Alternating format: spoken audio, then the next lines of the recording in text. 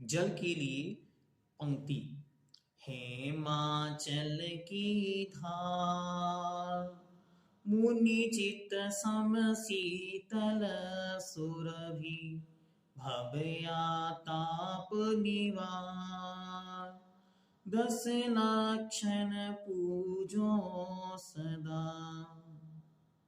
हेमाचल की धार, हेम प्लस अचल अर्थात हेमाचल। हेम और अचल मतलब हिमवन पर्वत या हिमालय पर्वत, दोनों अर्थ लगाने ध्यान से। हेमाचल, अचल मतलब होता है पर्वत, तो हेमाचल अर्थात हिमवन पर्वत। हिमवन पर्वत से कौन सी धार निकली है? हिमवन पर्वत से गंगा और सिंधु, ये दो पवित्र धाराएं निकली हैं।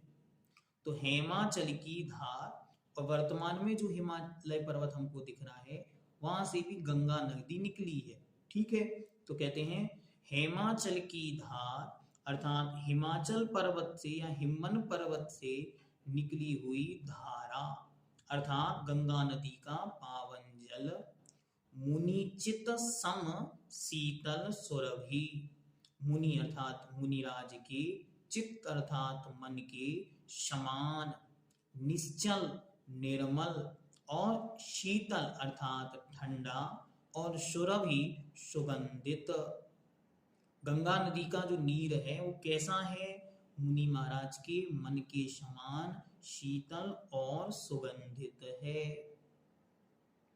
भवाताप, भव अर्थात संसार, आताप मतलब दुख कष्ट, इनको निवार दूर करने के लिए 10 लक्षण धर्म को पूजो सदा, पूजता हूं सदा हमेशा। क्या करना? तो कहते हैं हिमवन पर्वत से निकलने वाली पवित्र धारा कैसी है? तो गंगा नदी का जल मुनिराजों के मन के समान निर्मल, शीतल और सुगंधित है। उस जल से संसार के संपूर्ण दुखों के नष्ट करने के लिए मैं 10 लक्षण की पूजन सदा करता हूँ।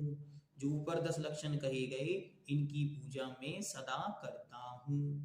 अब नीचे हर पंक्ति में ये आएगा, भवाताप निवार 10 लक्षण पूजो सदा।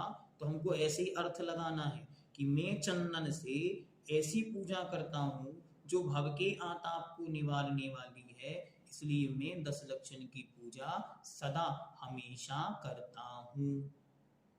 पहली पंक्ति स्पष्ट हुई। आइए अब दूसरी पंक्ति की ओर चलते। इसमें कठिन शब्द हेमाचल, हिमवन पर्वत या हिमाचल पर्वत, धार मतलब गंगा नदी, मुनिचित अर्थात मुनिराज का मन, शीतल मतलब ठंडक, सुरभि मतलब सुगंधित, भव मतलब संसार, आतम मतलब दुख या कष्ट, निवार मतलब निवारना दूर करना, 10 लक्षण पूजो सदा, सदा मतलब हमेशा। अब चंदन को समर्पित करने के लिए मंत्र देते। पद देखें, चंदन केशर गार, होय सुभाष दसों दिशा, भव आताप निवार, 10 लक्षण पूजो सदा। चंदन केशर गार, होय सुभाष दसों दिशा, दसों दिशाओं को सुगंधित करने वाले चंदन और केशर को गार मतलब मिलाकर संसार के दुखों को नष्ट करने के लिए 10 लक्षण की पूजन हमेशा करता हूं। कठिन शब्द क्या है? देखिए, पहला चंदन जानते हैं आप, चंदन, केशर मतलब केशर, गार मतलब मिलाकर, होय अर्थात हो रही है, सुवास मतलब सुगंध, दसों दिशा अर्थात 10 दिशाओं में। 10 दिशाएं कौन सी? तो पूर्व, पश्चिम, उत्तर, दक्षिण, ये 4 दिशाएं।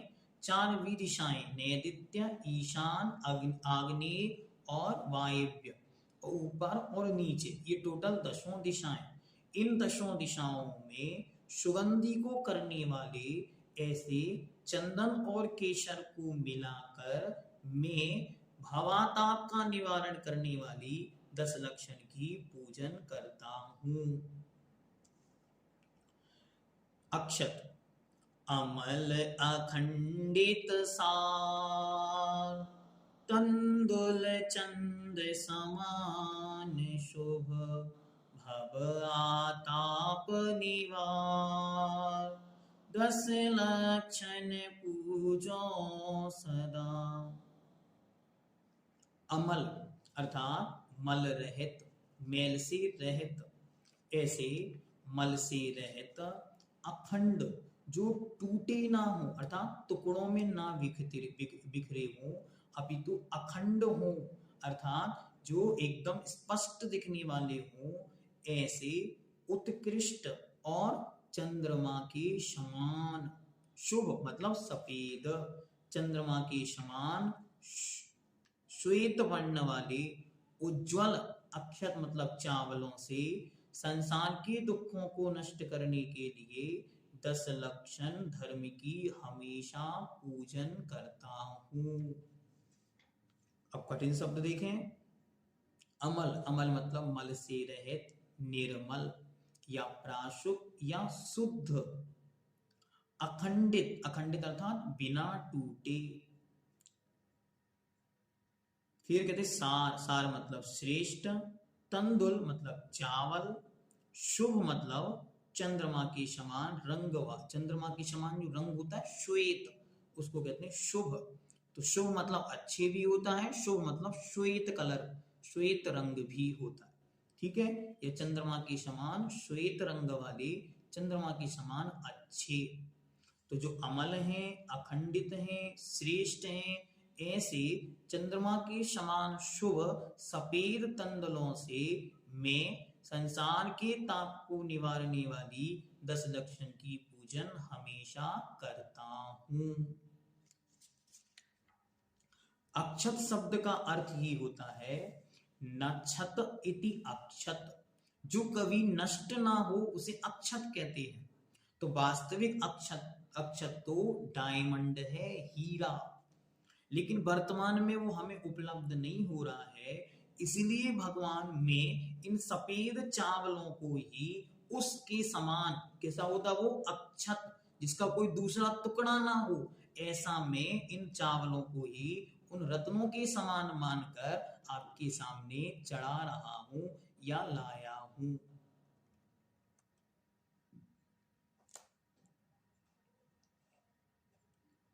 अब आगे पुष्प। फूल अनेक प्रकार, महके पूरध लोक लो, भव आताप निवार, 10 लक्षण पूजो सदा। फूल अनेक प्रकार, अनेक प्रकार के फूलों पुष्पों से, महके ऊर्ध लोक लो, जिनकी सुगंध ऊर्ध लोक अर्थात ऊर्ध लोक तक फैल रही है। ऊर्ध लोक तक फैल रही मतलब सब में फैल रही है। संसार के दुखों को नष्ट करने के लिए 10 लक्षण की हमेशा पूजन करता हूँ। कठिन शब्द यहाँ क्या है? बस ऊर्ध शब्द ही है जिसको मतलब ऊर्ध लोक है बस। ठीक है, चलिए आगे। नैवज, नैवज मतलब नैवेद्य, बतला दे। नैवज विविध निहार, उत्तम सटरस संजुगत, भवयाताप निवार, 10 लक्षण पूजो सदा। विविध मतलब अनेक प्रकार की, नैवज अर्थात नैवेद्य, अनेक प्रकार की नैवेद्य को जो कैसी है? 6 रसों से युक्त है उत्तम सटरस संयुगत, अनेक प्रकार के उत्कृष्ट उत्तम छयों रसों से युक्त नैवेद्य का शोधन करके जो इस संसार रूपी समुद्र को नष्ट करने के लिए मैं 10 लक्षण की पूजन करता हूँ। नैवेद्य कैसी है? तो नैवेद्य विविध प्रकार की है और 6 प्रकार के रस से युक्त है। निहार मतलब देख करके, शोधन करके, अच्छी तरह बना करके। नैवेद्य शब्द का अर्थ है नैवेद्य। विविध मतलब अनेक प्रकार की, निहार मतलब देख करके, उत्तम मतलब श्रेष्ठ, सटरस मतलब 6 रस, संयुगत अर्थात मिला हुआ। ठीक, तो अनेक प्रकार की नैवेद्य, कैसी वो भी? जो नैवेद्य उत्कृष्ट 6 रसों वाली है, उसे मैं अच्छी तरह देख करके, शोधन करके, पूजन करने के निमित्त से लाया हूं। अब आगे दीपक। बाती कपूर सुधा,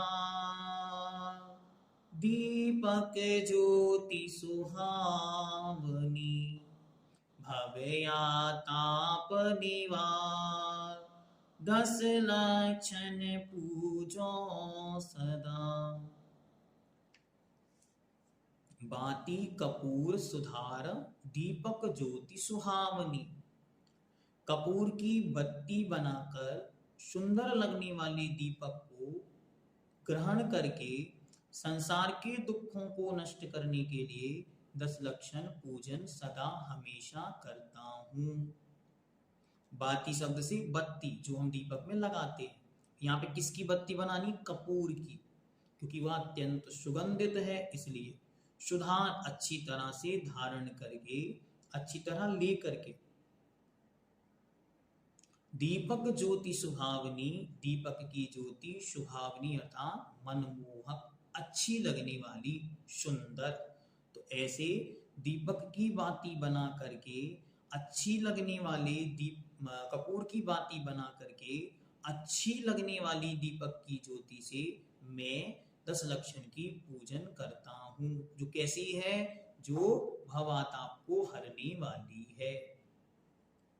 अब आगे कहते हैं धूप। अगर धूप विस्तार, फैली सर्व सुगंधता, भव आताप निवार, 10 लक्षण पूजो सदा। अगर धूप विस्तार, फैले सर्व सुगंधता। अगर एक प्रकार की विशेष धूप होती है, जैसे दशांगी धूप होती है, उसमें एक अगर भी होता है, एक प्रकार का सुगंधित पदार्थ। तो अगर आदि से धूप को तैयार करके उस जिसकी सुगंध सभी दिशाओं में फैल रही है, ऐसे धूप से संसार के दुखों को नष्ट करने के लिए 10 लक्षण पूजन करता हूँ। अगर धूप अर्थात एक प्रकार की विशिष्ट धूप, विस्तार मतलब जो विस्तार को प्राप्त है, विस्तृत है और उसकी फैल रही है सुगंधता, सभी सर्वथा सभी ओर, चारों तरफ जिसकी सुगंधता फैल रही है, ऐसे उसको धूप को विस्तार कर मतलब फैला करके। आगे कहते हैं फल। फल की जाति अपार, घ्राण नयन मन मोहनी, भव्या ताप निवार, 10 लक्षण पूजो सदा।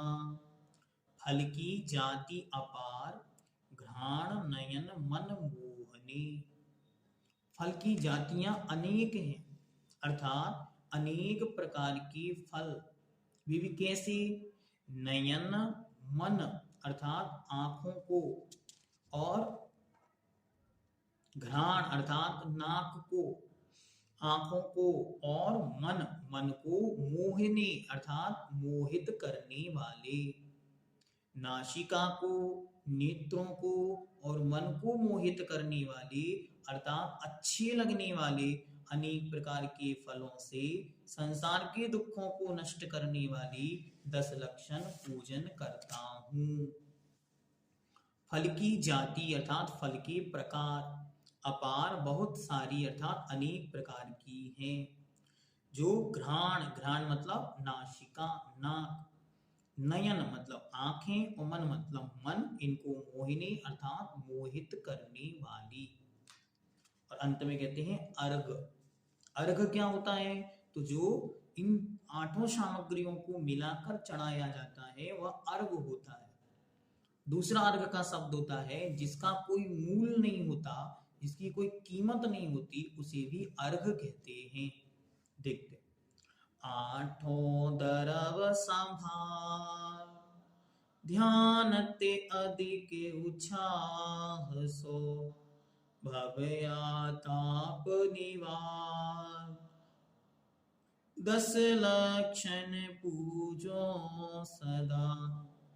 8 दरव संभार ध्यानत अधिक उछाव सो। कहते हैं 8 दरव संभार, 8 द्रव अर्थात जल चंदन आदि 8 द्रव्यों को सजाकर, अधिक उछाव सो अत्यंत उत्साह पूर्वक में ध्यानतराय संसार के दुखों को नष्ट करने के लिए 10 लक्षण पूजन करता हूँ। पंडित जी साहब ने अपना नाम दिया वो 2 बातों के लिए। पहला तो मैं अत्यंत उत्साह पूर्वक उत्साह से भरकर पूजन कर रहा हूँ। दूसरा ग्रंथ में प्रमाणिकता के लिए कि यह पूजन इनके द्वारा लिखी गई, इसलिए भी नाम उल्लेख किया जाता है। इस प्रकार यह जलम चंदनम अक्षतम पुष्पम नैवेद्यम दीपम धूपम फलम अर्घम, इस प्रकार इनका अर्घ यहाँ पर पूर्ण